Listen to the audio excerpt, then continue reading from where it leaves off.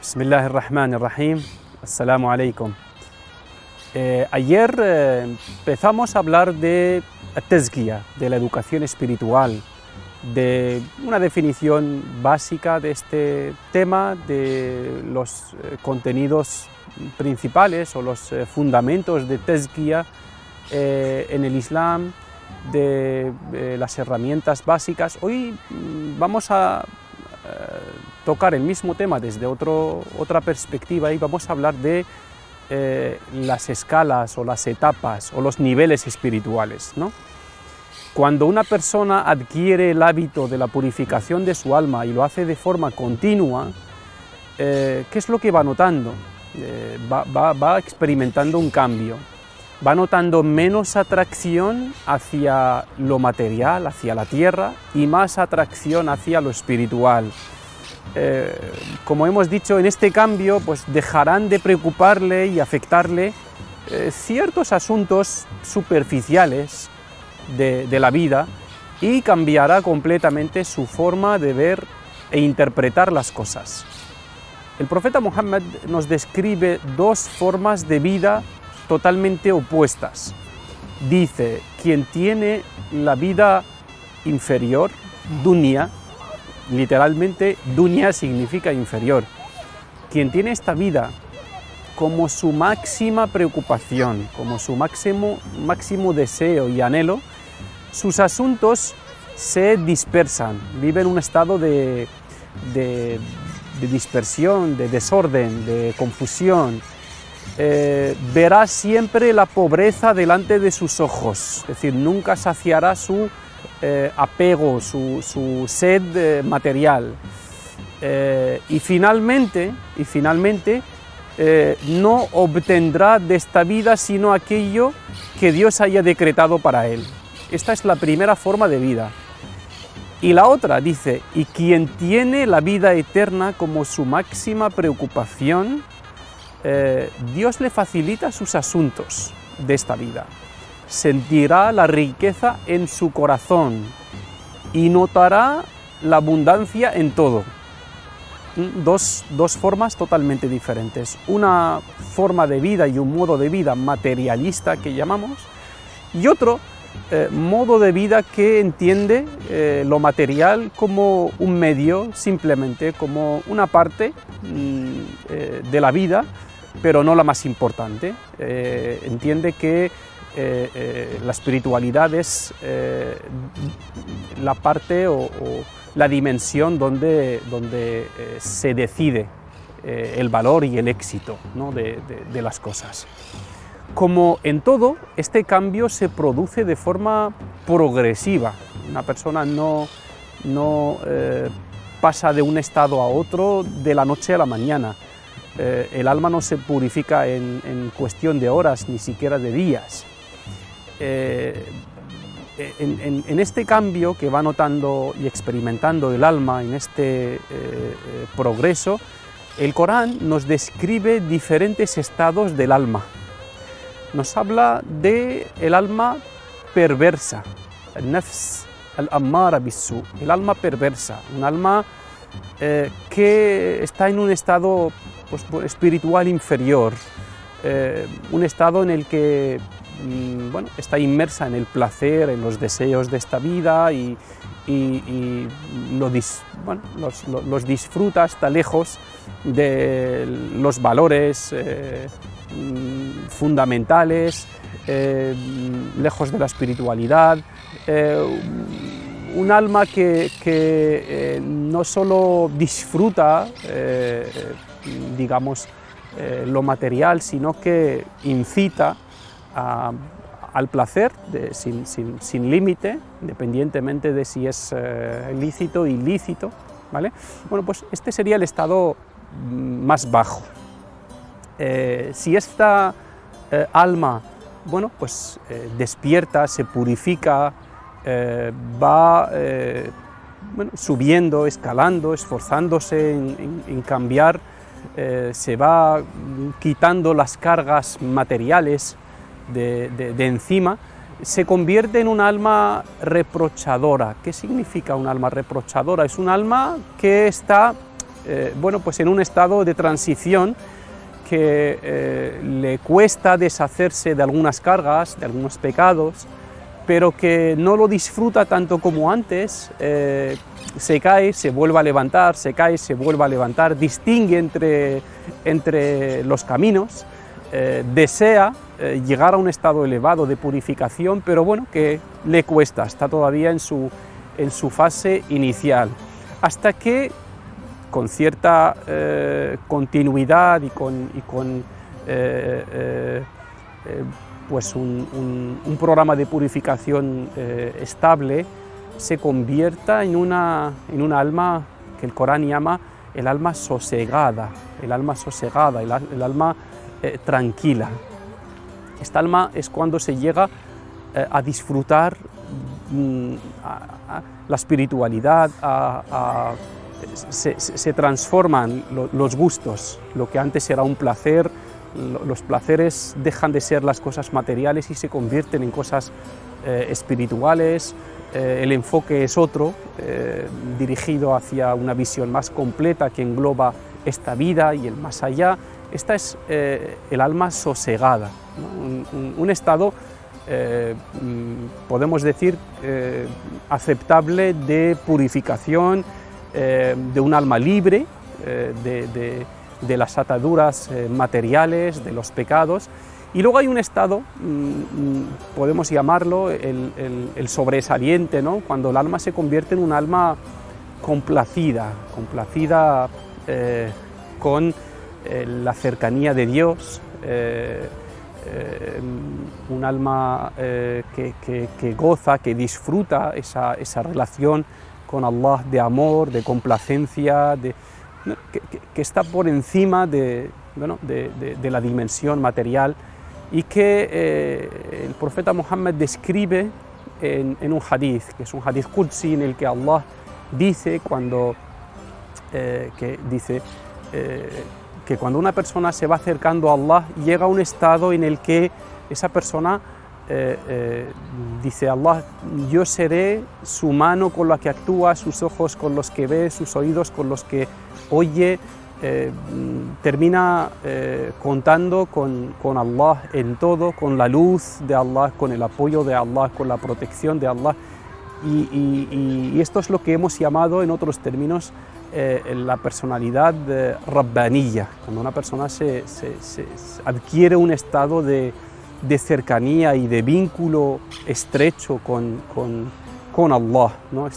Es lo que podemos llamar el alma complacida, que no ve más que Allah y su complacencia y su agrado y su amor en todo lo que hace, en todo lo que le rodea, y dejan de preocuparle otras cosas. Bueno, esta sería una descripción, como una hoja de ruta que atraviesa el alma en su camino de crecimiento espiritual y de purificación interior, que dependiendo de la persona puede este camino llevar meses, años o décadas, porque es un camino mucho más complejo, mucho más largo, mucho más difícil de lo que estoy describiendo en 3 o 4 palabras, ¿no? Bueno, este es un enfoque. Si hablamos de las escalas espirituales, de los niveles espirituales, este es el enfoque de el estado del alma, ¿no? El alma cómo se va transformando, la persona cómo se va transformando, ¿no? Que empieza siendo una persona materialista, egoísta, y llega a ser una persona, pues, que supera totalmente la dimensión material de las cosas y se transforma en una persona rabbaniyya, que adquiere el adjetivo de la divinidad, en el sentido que, como hemos dicho, de una persona hecha por y para Dios, con esa única inquietud que le ocupa en todos los momentos y en todos los lugares. Y luego veremos y hablaremos de las escalas espirituales desde otra dimensión, que es el de los estados espirituales, no del alma, sino de los estados espirituales o las escalas espirituales que encontramos descritas en los libros de espiritualidad islámica.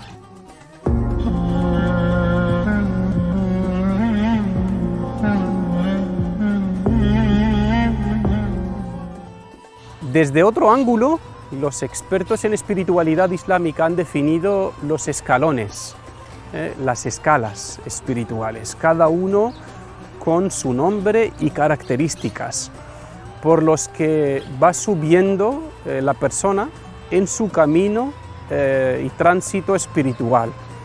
Se llaman el maqamat o el manazil o el madarij, reciben diferentes nombres, diferentes términos, pero todo viene a decir estaciones, escalas, ¿vale?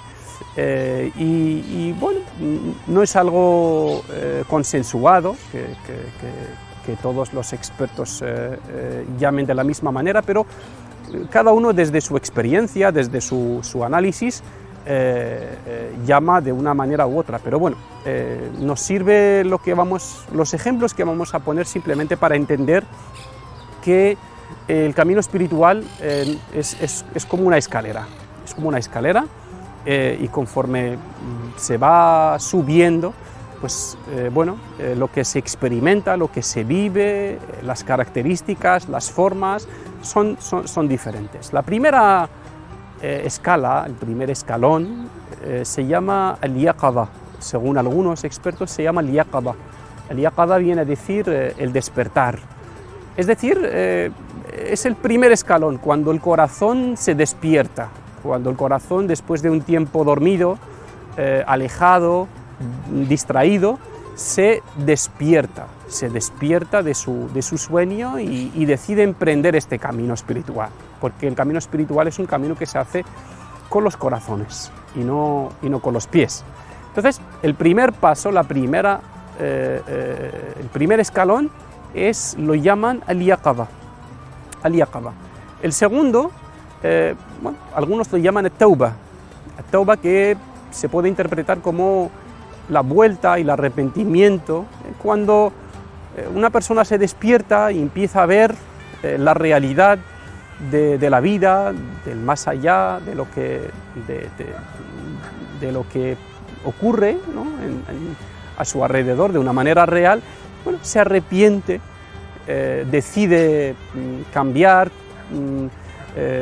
compensar el tiempo perdido, lejos de Dios, ¿vale?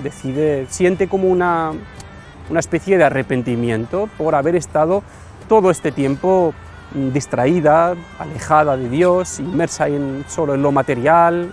Bueno, pues siente pues ese tiempo perdido, ¿no? Y la llaman at-tawbah, decide cambiar, decide hacer tawbah, arrepentirse, volver a Dios, reconectar con su Creador, etc.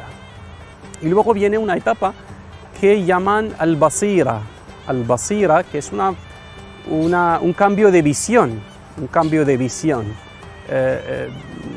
dejar de ver las cosas con los ojos, porque los ojos solo ven lo material, y empezar a ver con la conciencia, empezar a ver la dimensión completa de las cosas, una visión que incluye lo material y lo espiritual, que incluye esta vida y la otra vida, empezar a ver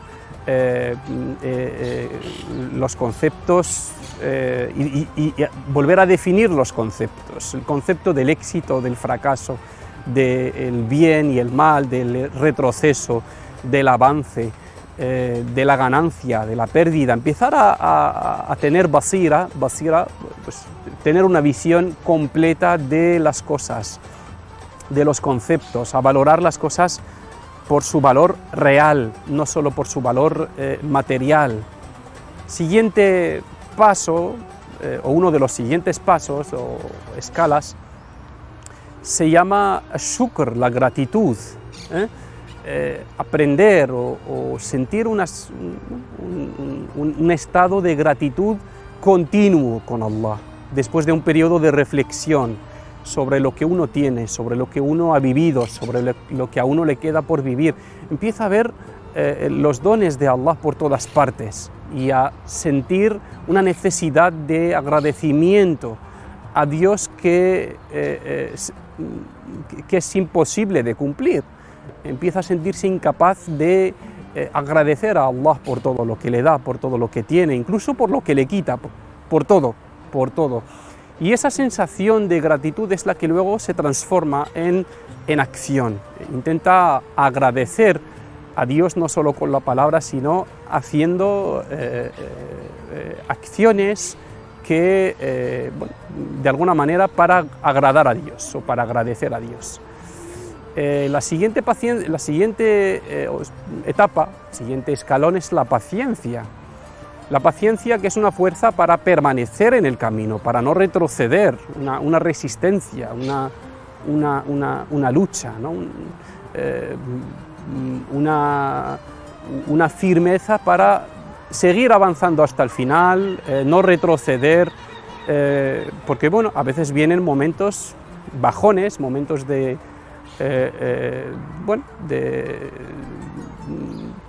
cansancio, y todo eso requiere una paciencia para continuar. Una de las escalas se llama at-tawakkul, la confianza en Dios, que viene a decir, pues, cuando una persona aprende a encomendarse en Dios para hacer cualquier cosa, porque después de reflexionar mucho, llega a entender que es incapaz por sí sola de hacer nada, absolutamente nada en la vida, y que cualquier logro, por muy pequeño que sea, necesita del apoyo de Dios, y aprende a confiar en Dios y a encomendarse en Él en todas sus acciones, por muy sencillas que sean, ¿no? Porque bueno, hay una convicción interna establecida que es: nada es posible sin Dios y nada es imposible con Dios. Esta frase se convierte en una convicción interna que le acompaña en todo momento. Luego llega una etapa, un escalón, que es el mahabba, el amor, ¿no? El sentirse enamorado de Dios. Y el estar enamorado significa recordarle en todo momento, hablar de Él en todo momento, desear complacerle con todo, pensar en Dios en todo momento, ver grande cualquier regalo que venga de Dios, verlo como algo, apreciarlo, valorarlo, etc. Luego está la etapa de al-yaqin, la certeza, creer firmemente en sus promesas, aunque todo indique lo contrario, llegar a un estado de certeza en el que las promesas de Dios, la palabra de Dios, se convierten en una realidad visible. Visible, digo, aunque no haya indicios, aunque todo el mundo diga lo contrario, aunque todo lo aparente indique lo contrario. Pero una persona que tiene certeza y yaqin en Dios está en un estado de seguridad que no se puede mover. Y de ahí pasamos a otro estado que se llama el ihsan. El profeta Muhammad lo define como adorar a Dios como si lo tuvieras delante,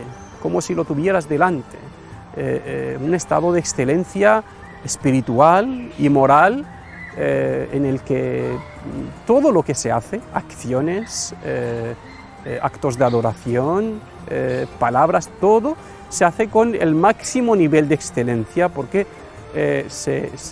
la sensación es como si lo estuvieras haciendo delante de Dios. Cuando una persona reza con ihsan, o trabaja con ihsan, o educa y enseña con ihsan, haga lo que haga, todo sale con un sello de excelencia y de calidad que roza la perfección. Y por último, hay muchos expertos que sitúan el ar-rida, la satisfacción, como el estado espiritual más alto, que consiste en estar complacido con Dios y aceptar todo de Él, incluso las pruebas difíciles que pueden ser una enfermedad, que pueden ser perder a un ser querido, que pueden ser cualquier desgracia de la vida. Si tú entiendes la sabiduría de Dios, si tú confías en Dios, si tú tienes un largo recorrido de experiencia con Dios, terminas confiando plenamente en Él y aceptando todo de Él, sea lo que sea. Y este es el estado que llaman ar-rida, la satisfacción, estar complacido con Dios. Cada una de estas escalas, bueno, necesita su tiempo, necesita una lucha, necesita un trabajo. Y bueno, algunos dicen que pasa por 3 etapas fundamentales. Una etapa que llaman at-ta'alluq.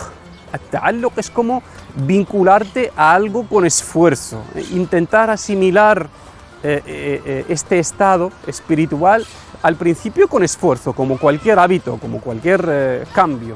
Y luego at-takhalluq, y es cuando deja de ser un esfuerzo grande y se convierte, bueno, pues en una práctica que se va convirtiendo en un hábito.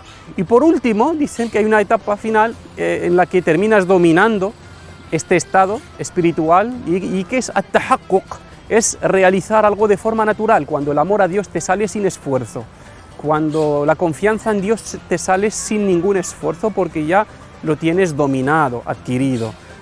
Cuando el ihsan, sentir la presencia de Dios y su observación, se convierte en algo natural, en algo sencillo. Pues esto ocurre con prácticamente todas las etapas que hemos visto y otras que no hemos podido mencionar. La idea principal aquí es simplemente decir que el camino espiritual tiene etapas, son escalones, y que el que se lo plantea y el que quiere emprender este camino va notando con el paso del tiempo, poco a poco, cómo va progresando, cómo se va acercando a su meta, y va notando que cada etapa tiene una característica fundamental, un estado que pues al principio empieza siendo difícil de vivir y luego termina siendo pues, un estado dominado, que surge de forma natural y que prepara el terreno para el siguiente estado y capacita, ayuda para dar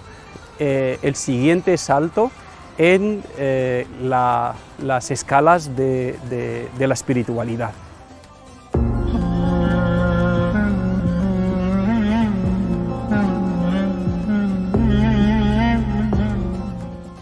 Finalmente, decir que la purificación del alma no es nada fácil y si no se cuenta con el apoyo de Dios, se convierte en una misión imposible. Por eso, lo más valioso que le podemos pedir a Dios es que nos ayude a purificar nuestras almas. Y si contamos con Él en eso, lo demás está todo hecho.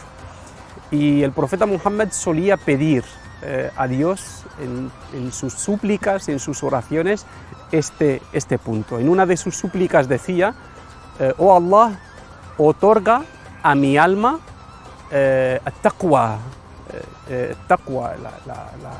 la conciencia de Dios, ¿no? Y purifícala, purifica mi alma. Eres tú quien mejor la puede purificar. La mejor purificación del alma es la que proviene de Dios, es la que procede de Dios, es la que se hace contando con la ayuda de Dios, con su orientación, como todo en la vida. Y al final dice: tú eres su dueño y su Señor. Esta súplica es una súplica muy completa. Yo os aconsejo incorporarla a nuestras súplicas estos días de Ramadán. Oh Allah, otorga a mi alma taqwa. Y si Dios te da taqwa, te permite sentir su presencia, te permite tenerle presente en todo momento, permite que tu conducta esté observada y esté vigilada por Dios y guiada por Dios. La segunda parte: purifica mi alma, porque tú eres quien mejor la puede purificar. Tú eres su dueño y su Señor. ¿Quién mejor puede guiar un alma, purificarla, curarla de sus enfermedades y limpiarla de sus impurezas que el que la creó, que es su dueño, el que mejor la conoce? Hay personas que dedican décadas de su vida a purificar sus almas, a vencer su ego, a ascender espiritualmente, liberarse de las cosas materiales, de algunos defectos y a lo mejor en décadas no lo consiguen porque se plantean hacer ese camino y esa lucha sin contar con el apoyo de Dios, sin Dios, ¿vale? Sin embargo, el camino más corto para purificar el alma, para educarse espiritualmente, para liberarse de los defectos y las imperfecciones y las enfermedades que llevamos dentro, el camino más corto es hacerlo con la ayuda de Dios, con su compañía y sobre todo con la finalidad de alcanzar su amor y su cercanía. Así que pedimos a Allah en todas nuestras oraciones que purifique nuestras almas, porque solos somos incapaces de hacerlo, que nos acompañe en este proceso, que nos lo haga fácil y agradable y que nos permita y nos dé la paciencia y la firmeza para permanecer en el camino y avanzar y no retroceder. Amén. Wassalamu alaikum wa rahmatullahi wa barakatuh.